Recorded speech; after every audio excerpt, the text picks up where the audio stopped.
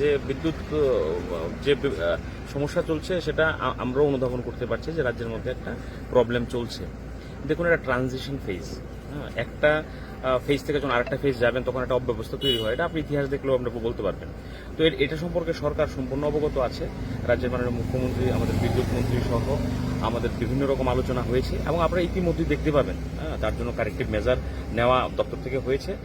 7 থেকে 10 দিনের মধ্যে দেখবেন আপনারা অনেকটা পরিবর্তন দেখতে পারবেন এবং ভোক্তা, যাদের জন্য আমাদের রাজনীতি করা, যাদের জন্য আমাদের সরকারের কাজ করা, ভোক্তাদের যেন কোনো রকম অসুবিধা না হয় এবং সেটা আমাদের দেখা, আমাদের প্রায়োরিটি। যেটা হয়েছে তার জন্য আমি বলবো, যেটা অত্যন্ত দুঃখিত, এই ধরনের একটা পরিস্থিতি তৈরি হয়েছে। অনেকেই আপনারা বিভিন্ন জায়গায় আমরা দেখছি, বিভিন্ন জায়গায় গিয়ে হয়রানির শিকার হয়েছেন, তার জন্য আমি অত্যন্ত দুঃখিত। কিন্তু আমাদের সরকার সিদ্ধান্ত নিয়েছেন আগামী 7 থেকে 10 দিনের মধ্যে যা যা করার সমস্ত কিছু দেখবেন মিশন মোডে সেগুলো হবে। হাই লেভেলের মিটিং হয়েছে এবং সেগুলো রাজ্যের মাননীয় মুখ্যমন্ত্রী তার জন্য দিল্লি থেকে একদিনের জন্য এসেছেন। আমাদের বিদ্যুৎ মন্ত্রী দিনরাত তার জন্য কাজ করছেন। আগামী 7 থেকে 10 দিনের মধ্যে অনেক পরিবর্তন আপনারা দেখতে পাবেন। এটা কি সিস্টেম ফল্ট নাকি স্মার্ট মিটার ফল্ট? বিস্তারিত আলোচনা হয়েছে সেখানে অনেক রকম প্রবলেমই মানে সেগুলোর মধ্যে এসছে। তো সেগুলোকে আমাদের প্রবলেমগুলো তার বলে লাভ নেই, সেটাকে কারেক্ট করে কিভাবে পরিষেবা মানুষকে দেওয়া যাবে সেদিকে আমাদের দৃষ্টি দেওয়া দরকার এবং সেদিকে আমাদের দৃষ্টি। আমরা ইলিটের একটা কথা বলবো, বাংলাদেশে আমরা দেখছি সম্প্রতি গতকালকে একটা প্রতিবেদন এসেছে যেখানে দেখা যাচ্ছে স্মার্ট মিটার, যেটা ভারত থেকে দিয়েছে স্মার্ট মিটার, সেই স্মার্ট মিটারের যন্ত্রণা বাংলাদেশের জেরবার, সেখানে প্রতিবাদ হচ্ছে একই সময়। তাহলে এটা তো একটা গ্লোবাল প্রবলেম হয়ে দাঁড়াচ্ছে, যেখানে যেখানে স্মার্ট মিটারগুলি পৌঁছেছে। গ্লোবাল বিষয়টা তো গ্লোবালি উত্তর দেবে, আমি তো আর গ্লোবাল লিডার না বা আমি গ্লোবালি বলতে পারবো না। আমি আমার রাজ্যের নিরিখে যতটুকু আমি অনুধাবন করতে পারছি ততটুকু আমরা বলতে পারবো এবং মানুষের জন্য অসুবিধা না হয়।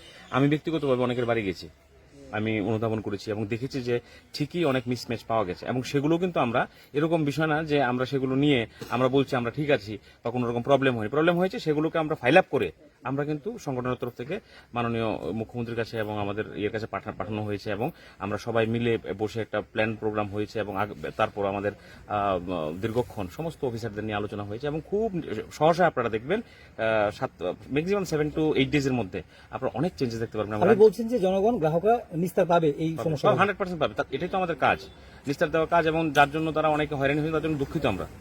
কিন্তু আমরা তার জন্য কারেক্টিভ মেজার কিভাবে নিতে হয় এবং সরকার কিন্তু খুব দ্রুত সেটা নিচ্ছে এবং 7 দিনের মধ্যে আপনারা তার রেজাল্ট পাবেন। আপনি উদয়পুরের একজন লিডার এবং পরিচিত একজন ব্যক্তিত্ব। রতননাথ বলছেন, যিনি বিদ্যুৎ মন্ত্রী, তিনি বলছেন উদয়পুরের লোকজন বিদ্যুৎ বিল দেয় না, অর্ধেকের বেশি। সেটা নিয়ে কি বলবেন আপনি উদয়পুরে?